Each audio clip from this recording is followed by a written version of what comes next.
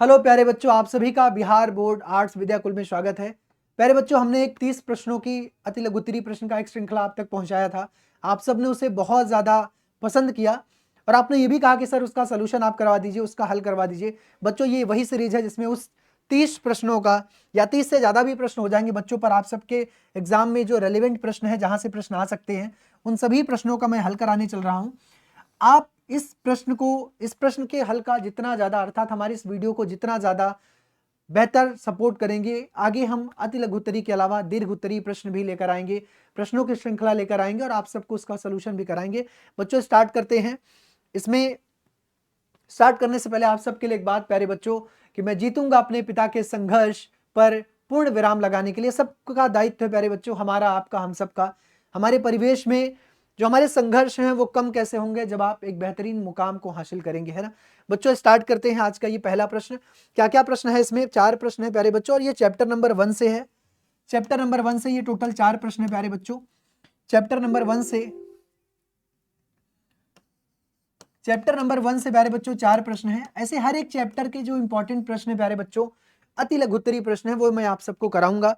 पहला प्रश्न है आप सबके सामने, मानव भूगोल क्या है और इसके जनक कौन है? प्यारे बच्चों, क्या लिखेंगे इसमें? इसका उत्तर हम लोग कैसे दे सकते हैं? इसका उत्तर दे सकते हैं प्यारे बच्चों, मानव भूगोल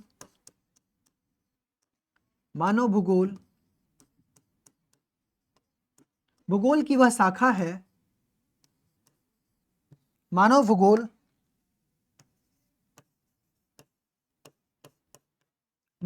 प्यारे बच्चों, भूगोल की वह शाखा है, वह ब्रांच है प्यारे बच्चों, जिसमें मानव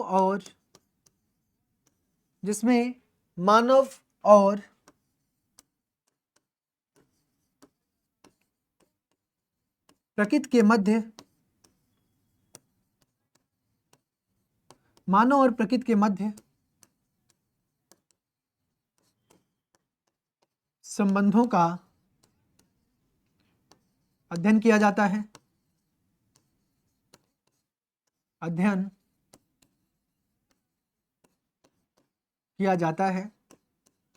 मानव और प्रकृति के बीच जो रिलेशन है प्यारे बच्चों, उसका अध्ययन किया जाता है। इसका मतलब हम क्या कह सकते हैं? इसका मतलब हम ये कह सकते हैं बच्चों, कैसे मानव प्रकृति को और कैसे प्रकृति मानव को प्रभावित करता है। तो ये हम लिख सकते हैं प्यारे बच्चों, अर्थात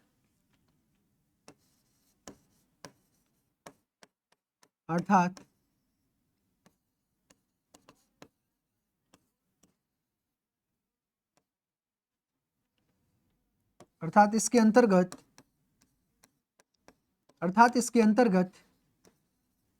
यह देखा जाता है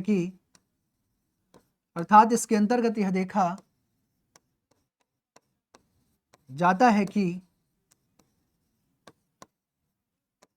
किस प्रकार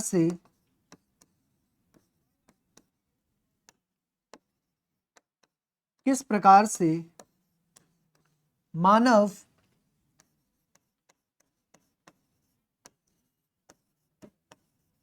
प्रकृति को प्यारे बच्चों, मानव प्रकृति को और प्रकृति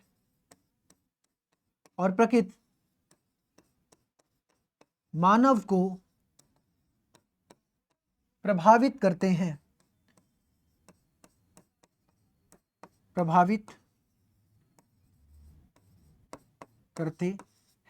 प्यारे बच्चों, बस इतना ही लिखना है।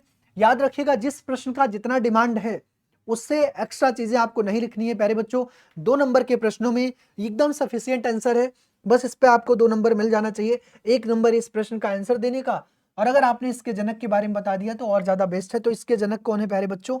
हम लिख सकते हैं इसके जनक, मानव भूगोल के जनक,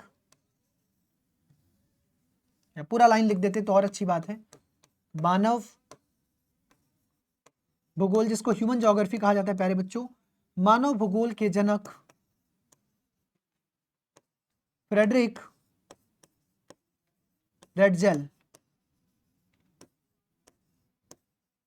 रेटजेल को माना जाता है।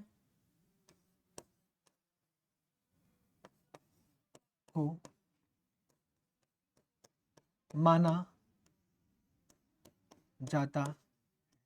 ठीक है बच्चों, बस हो गया इस प्रश्न का जवाब, है ना। याद रखिएगा हमारे पास एक मानव भूगोल है और एक भौतिक भूगोल है प्यारे बच्चों। भौतिक भूगोल अगर देखेंगे, वैसे तो ज्योग्राफी का जनक अगर आपसे पूछा जाए तो फादर ऑफ ज्योग्राफी कहा जाता है किसको, हिकैटियस को, जबकि ज्योग्राफी शब्द देने वाले व्यक्ति का नाम प्यारे बच्चों इरेटोस्थनीज।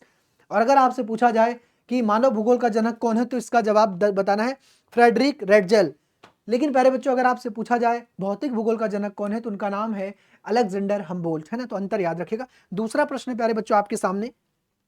दूसरा प्रश्न बच्चों, मानव भूगोल के कुछ उप क्षेत्रों के नाम बताइए। याद रखिएगा, एक आपको की पॉइंट बताने चल रहा हूं बच्चा, जिस चीज के बारे में पूछा जाए प्लीज उसी चीज का आंसर देना है और उतना ही देना है जितना पूछा जाए।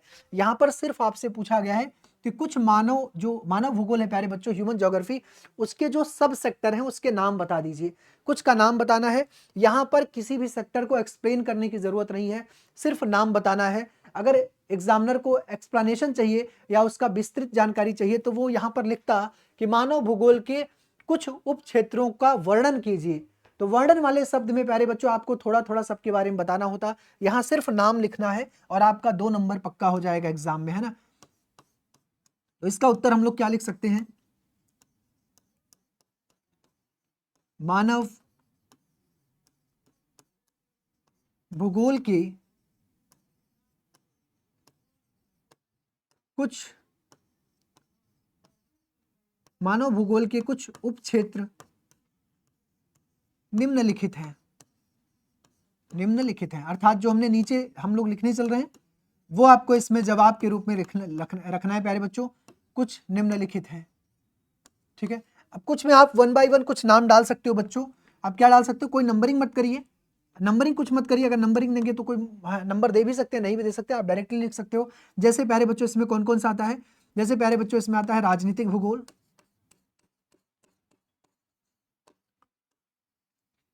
राजनीतिक भूगोल एक प्रकार का मानव भूगोल का हिस्सा है प्यारे बच्चों, ठीक है। इसमें आता है सांस्कृतिक भूगोल। सांस्कृतिक भूगोल, सांस्कृतिक भूगोल प्यारे बच्चों। इसमें आता है प्यारे बच्चों सामाजिक भूगोल। सिर्फ आपको कुछ उसके सब सेक्टर जो है प्यारे बच्चों, उप क्षेत्र जो है उसके नाम बताने हैं, कहीं भी एक्सप्लेन करने की जरूरत नहीं है क्योंकि एग्जामिनर ने ऐसे प्रश्न में कुछ हमने लिखा नहीं है, तो बस इतना ही बताना है बच्चों, है ना। हम लिख सकते हैं प्यारे बच्चों ऐतिहासिक भूगोल, है ना, हिस्टोरिकल ज्योग्राफी, ऐतिहासिक भूगोल। हम लिख सकते हैं प्यारे बच्चों स्वास्थ्य भूगोल या चिकित्सा भूगोल।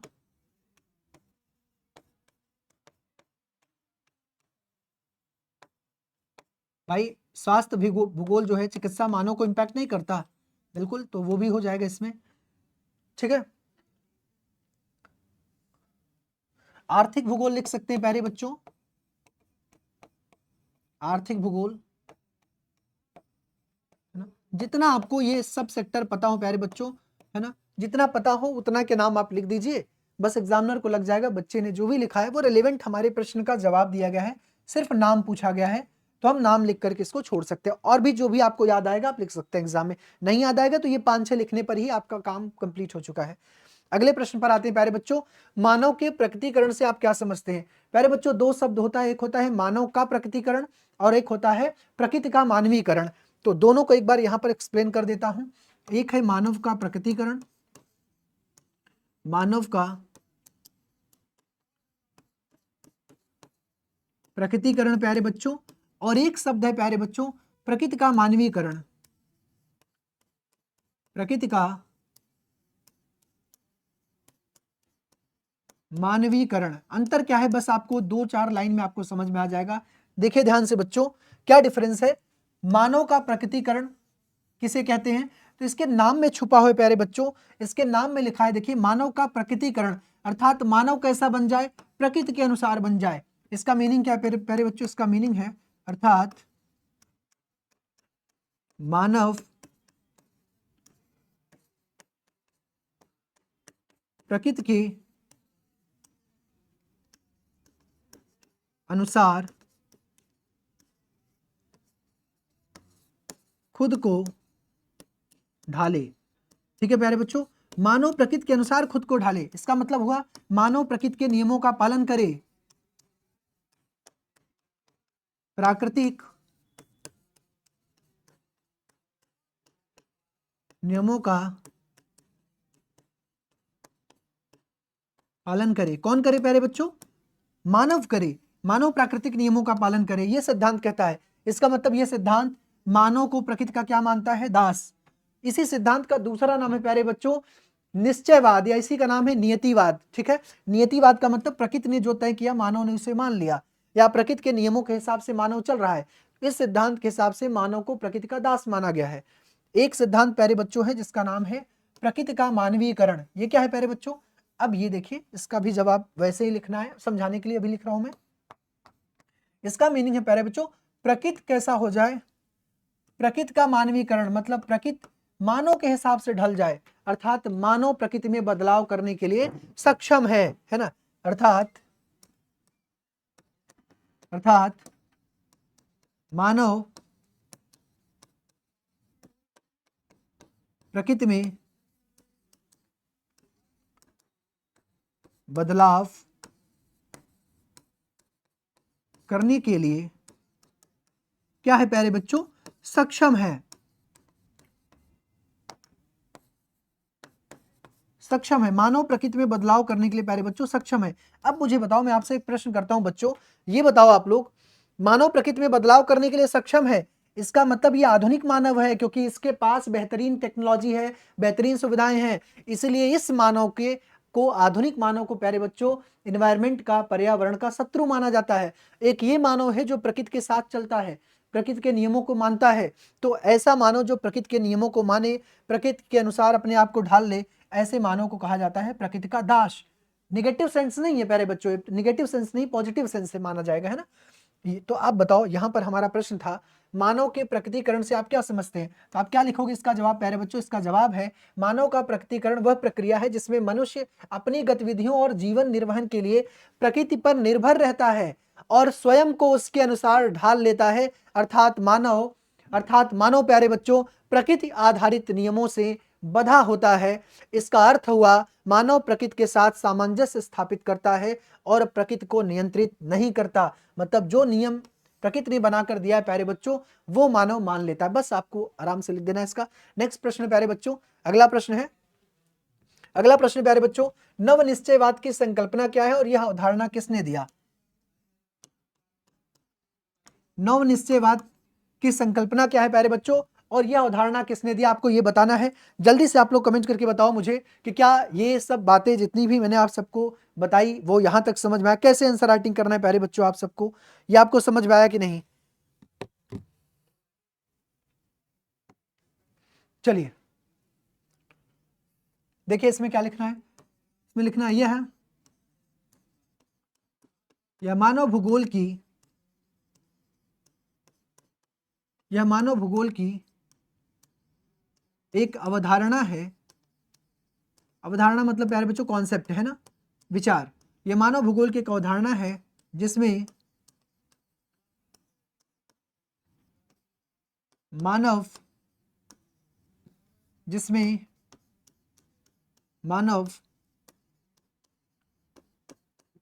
प्रकृति द्वारा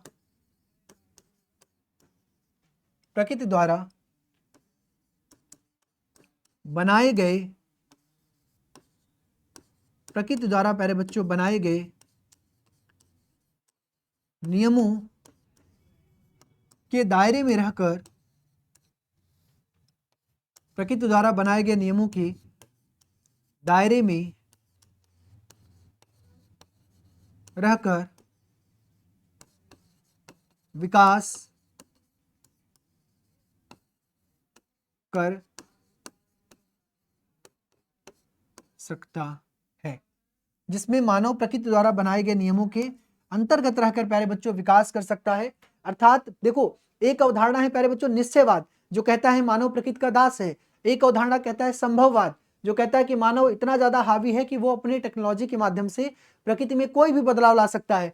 और एक अवधारणा प्यारे बच्चों नव निश्चयवाद। नव निश्चयवाद क्या कहता है? नव निश्चयवाद दोनों के बीच की कड़ी है।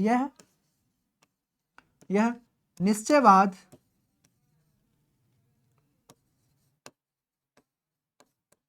यह निश्चयवाद एवं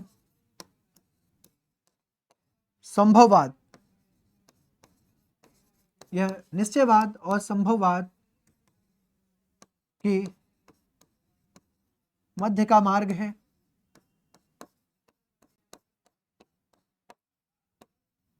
इसे इसे इसे प्यारे बच्चों, इसे रुको एवं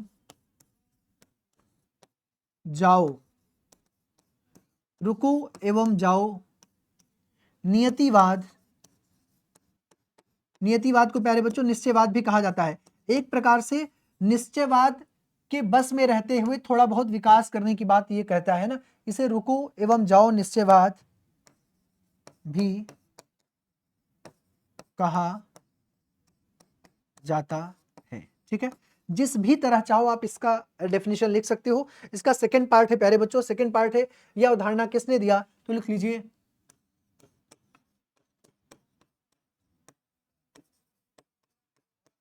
नौ निश्चयवाद की अवधारणा, नौ निश्चयवाद की अवधारणा प्यारे बच्चों ग्रिफिथ टेलर ने दिया था। अब एक काम और करना है प्यारे बच्चों, जहां जहां आपको लगता है हिटिंग पॉइंट है अपने आंसर में हमेशा उसको हाईलाइट करना है, आपको हमेशा हाईलाइट करना है प्यारे बच्चों। जैसे ये वाले पॉइंट हाईलाइट करना है आपको, एग्जाम में ऐसे हाईलाइट करना है प्यारे बच्चों, मध्यम मार्ग। उसके बाद आपको ये तो आपको अलग पेन से ही लिख देना है। नौ निश्चयवाद की अवधारणा किसने दिया, ग्रिफिथ टेलर ने। इसको हाईलाइट करना है प्यारे बच्चों। ऐसे ही हर प्रश्न का आंसर आपको क्या करना है प्यारे बच्चों, जहां आपको लगता है कि सर इसको हाईलाइट करने से ये ज्यादा बेहतरीन तरीके से एग्जामिनर के सामने प्रेजेंट होगा, तो उसे हाईलाइट कर देना है बच्चों। ठीक है, उसे हाईलाइट कर देना है। ठीक है, और देखो इसके पहले वाले प्रश्न में हम लोग क्या हाईलाइट कर सकते थे, इसके पहले वाले प्रश्न में हाईलाइट कर सकते हैं प्यारे बच्चों